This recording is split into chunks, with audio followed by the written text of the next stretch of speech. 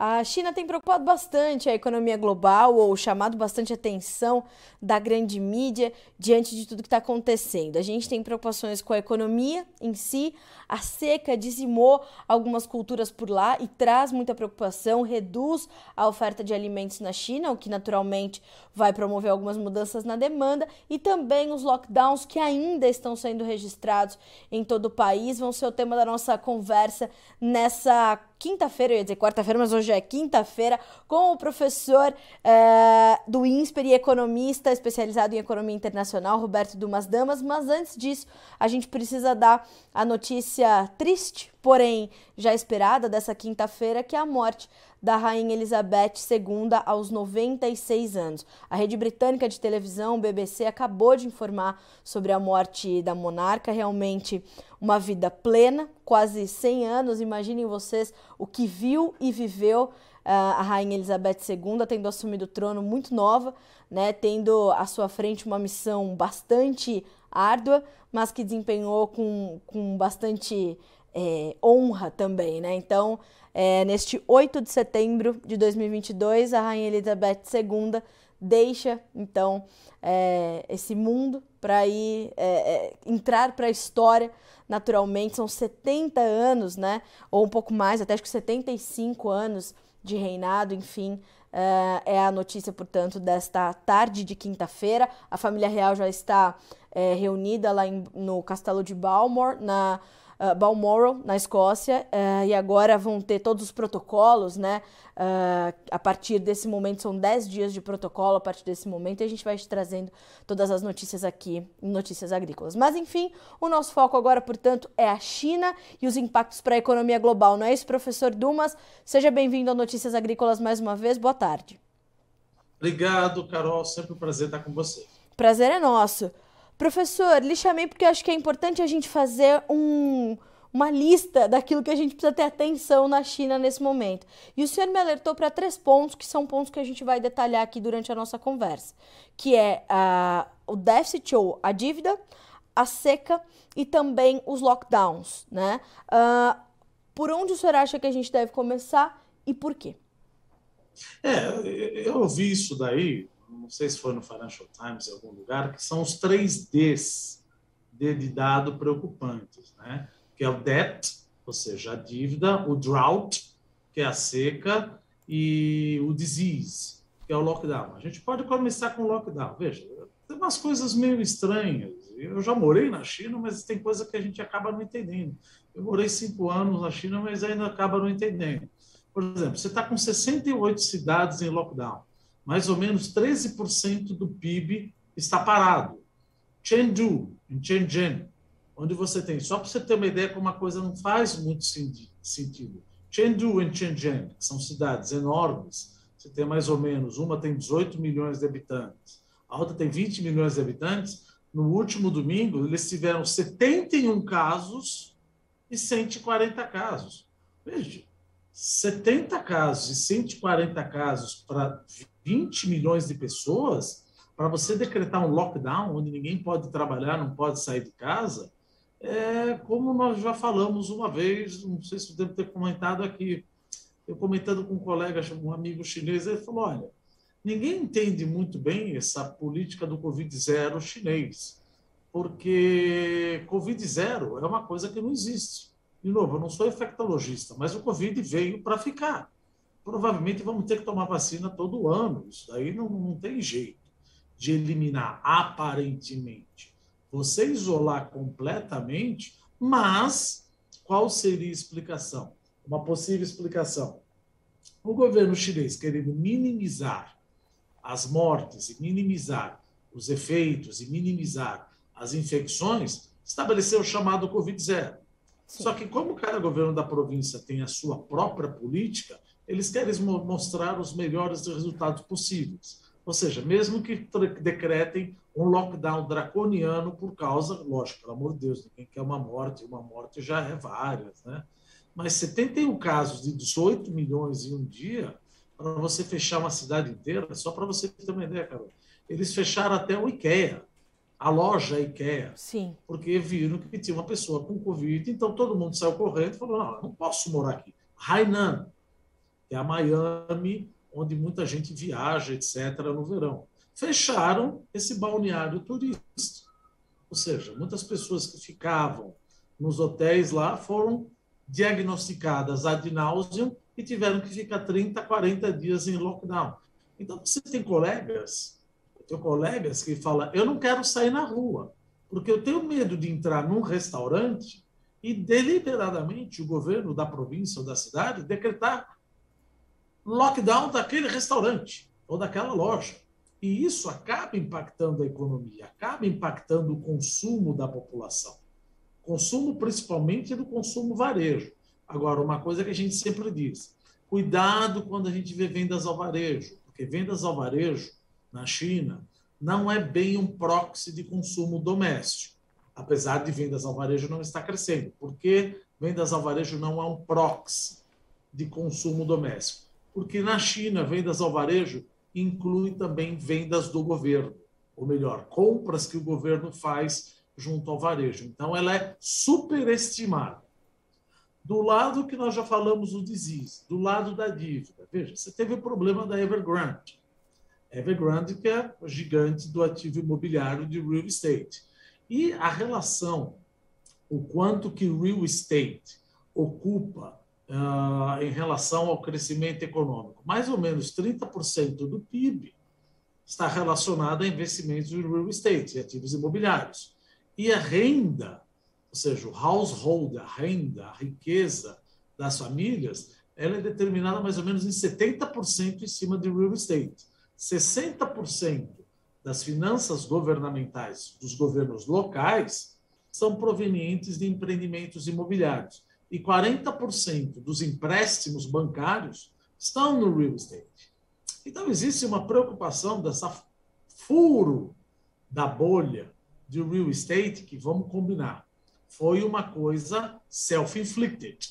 Ou seja, o próprio governo se impôs esse estouro da bolha. Por quê? Em 2020, Xi Jinping querendo diminuir, o líder Xi Jinping querendo diminuir a alavancagem das empresas que estavam muito alavancadas por causa de empreendimentos imobiliários, Xi Jinping, ou melhor, o Partido Comunista Chinês, estabeleceu os Three Red Lines, as 3 linhas vermelhas. O que é isso? Só para você ter uma ideia. A relação dívida por patrimônio líquido tem que ser não mais do que 1. Você não pode ter mais do que 100% de dívida do que você tem de patrimônio líquido. Olha, você tem um monte de empresa, incorporadora, imobiliária, etc., incorporadora que estava com uma alavancagem maior. Leia-se aí Evergrande.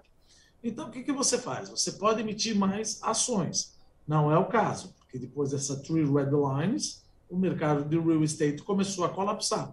Por que começou a colapsar?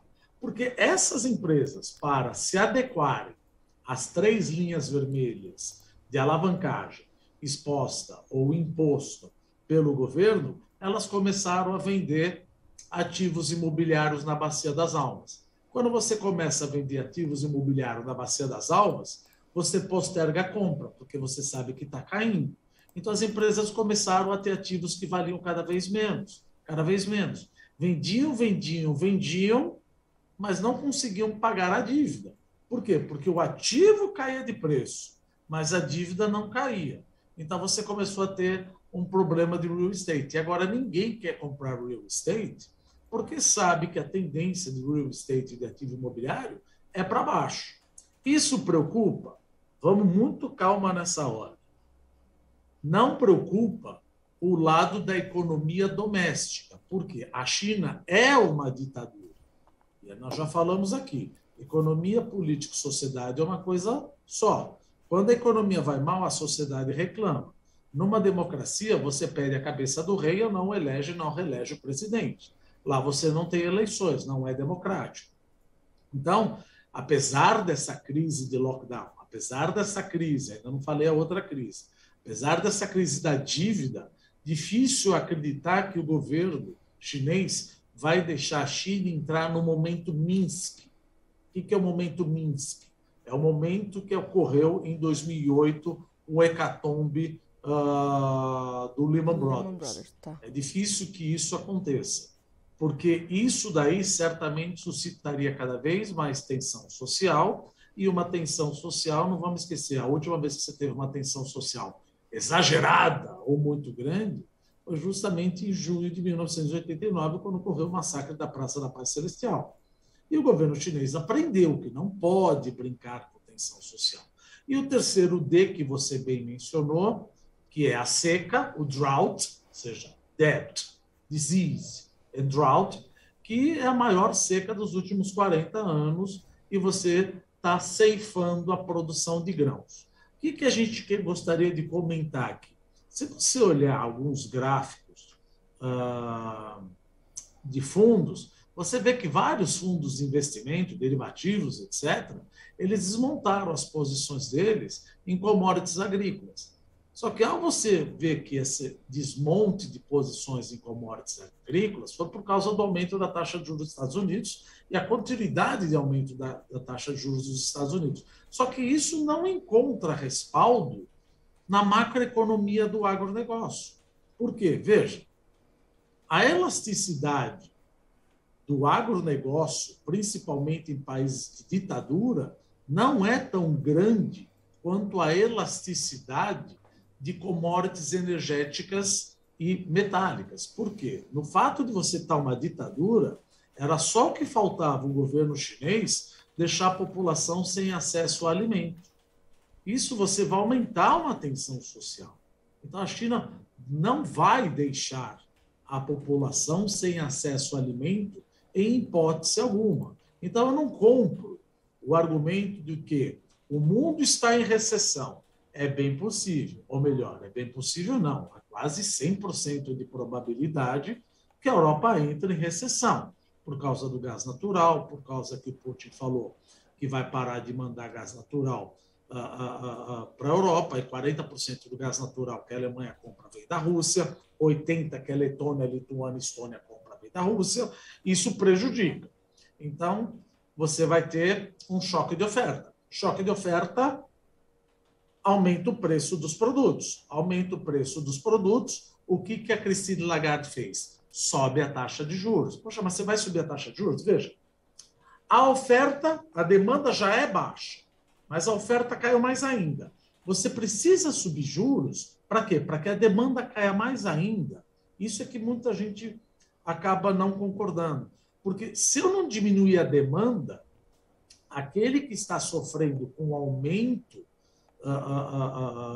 do gasto de gás e de energia, vamos dizer, o problema é energia, ele vai ser capaz de passar esse aumento de energia para toda a cadeia produtiva. Ou seja, você vai ter um índice de dispersão da inflação muito maior, uma metástase da inflação.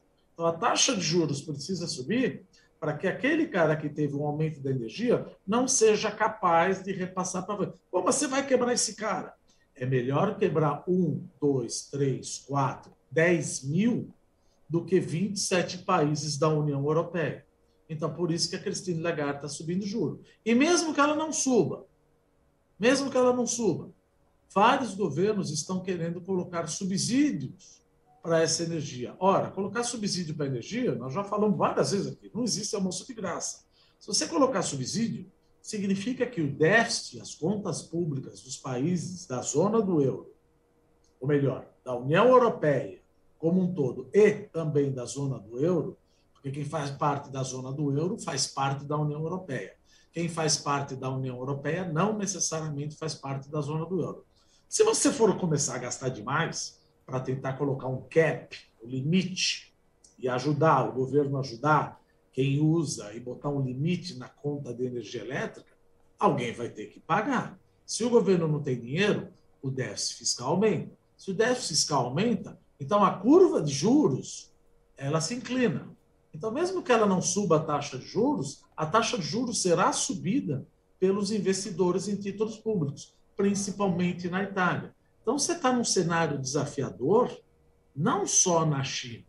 A China vai crescer menos, mas eu não compro o argumento de que o agronegócio vai apanhar tanto como, eventualmente, o setor de energia, por causa do petróleo, etc., Sim. e o setor de mineração. Eu acho que os fundamentos macroeconômicos não encontram correspondência do que está acontecendo. Então, para mim, o preço das commodities agrícolas deve voltar a subir, principalmente por causa da China, que existe uma ditadura e você não pode deixar a população sem alimento. E tem mais um ponto: 26 países ao redor do mundo proibiram a exportação de alimentos e grãos.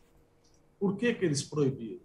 Porque eles estão com medo de que falte alimento nos países deles.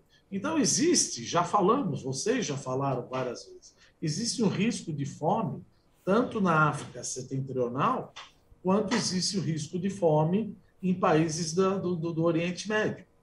Então, se existe esse risco de fome em vários países, como é que o preço de commodity agrícola está caindo? A conta não fecha. Exatamente, esse era o meu ponto.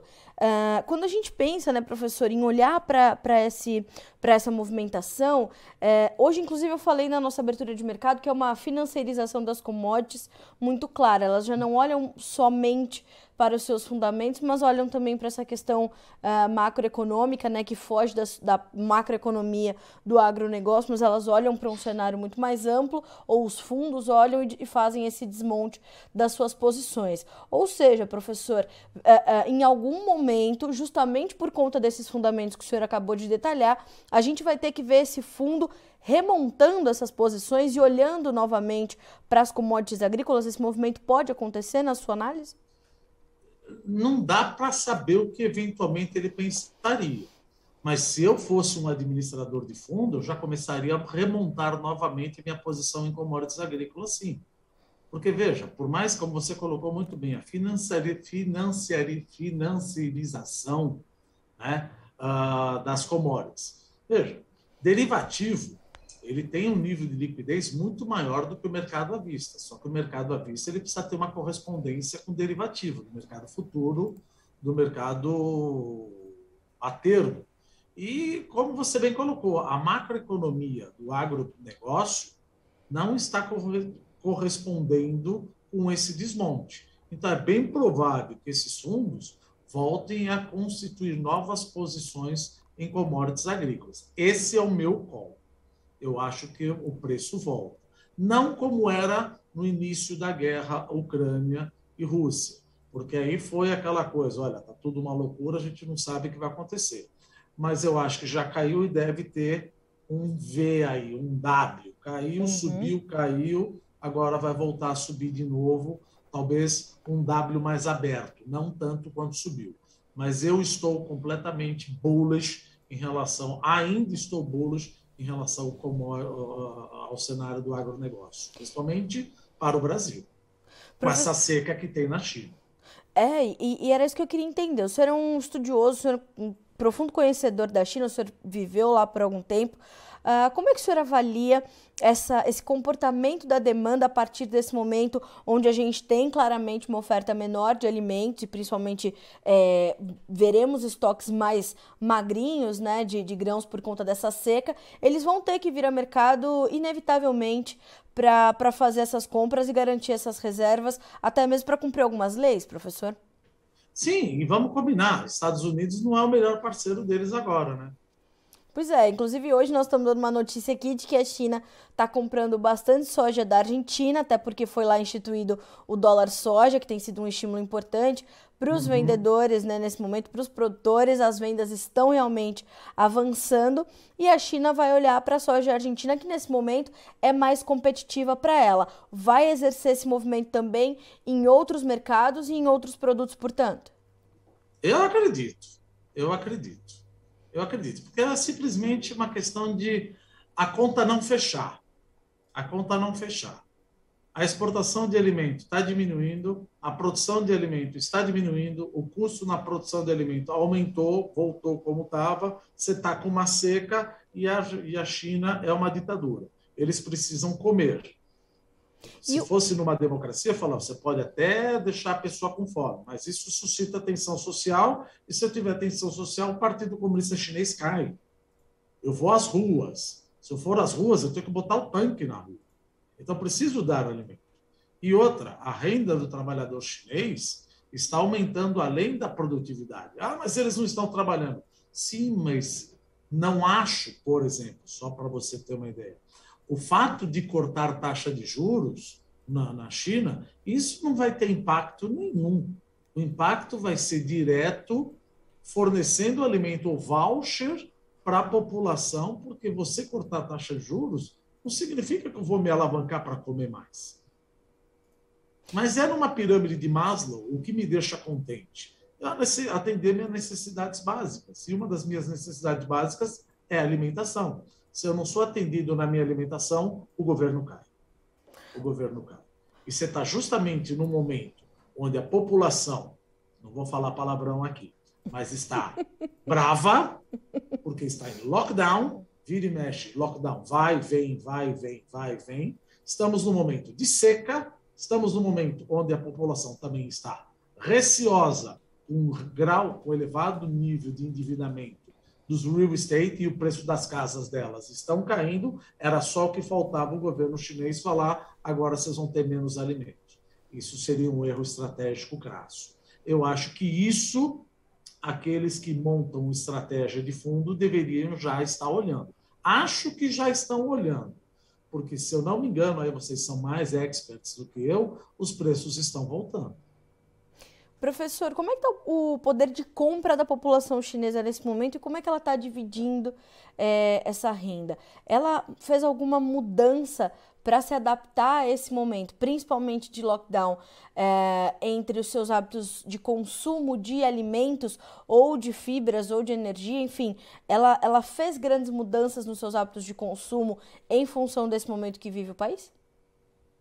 Veja, o movimento de consumo antes do lockdown, que nós percebemos, é que o chinês está querendo comer coisas melhores. Com a febre suína, que teve lá em 2019 e 2020, que tiveram que dizimar 350 milhões de cabeças de porcos, nós, ou melhor, o mundo exportou carne bovina. Então, o chinês está começando a comer melhor. E outra, como a gente até comentou aqui no teu canal, a febre suína é por causa que os porcos eram criados por lavagem. E o Partido Comunista Chinês determinou que não pode mais criar porcos com lavagem. Ora, porco come o quê? Se eu estou restabelecendo o meu plantel? Ração. Ração vai o quê? Soja, milho e trigo. Então, em que pese que talvez, por exemplo, saiu até um relatório, não vou comentar de quem é, que o que está acontecendo na Bolsa com os frigoríficos, que os países, ou China vai demandar menos carne, eu não acho que isso seja um argumento, concordo com o relatório, só para dizer, não acho que isso seja um argumento que os frigoríficos vão apanhar, como eu te disse. Não concordo que a elasticidade PIB, alimento, seja tão direta quanto a elasticidade PIB, commodities metálicas e commodities energéticas. Eu acho que tem uma resiliência bem maior. PIB sobe, eu como um pouquinho mais. PIB cai, eu como um pouquinho menos. Mas não que a minha demanda por minério de ferro, quando o PIB sobe, ela explode, e a minha demanda por minério de ferro, quando o PIB cai, ela despenca. A commodity agrícola, assumindo a oferta, além do que? A oferta menor. Sim. Gás, o nitrogenado mais caro. Ou seja, tudo mais caro, como é que a gente pode falar que o preço tende a cair? Isso deve voltar. Isso deve voltar.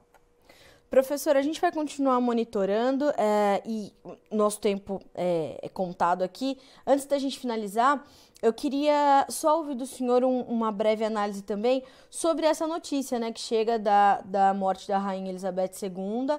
A gente está falando de uma economia importantíssima para a Europa, a gente está falando de uma era pós-Brexit, a gente está falando de uma crise energética que acomete o Reino Unido no cerne do seu momento também, e acabamos de ter a posse de uma nova premier, né?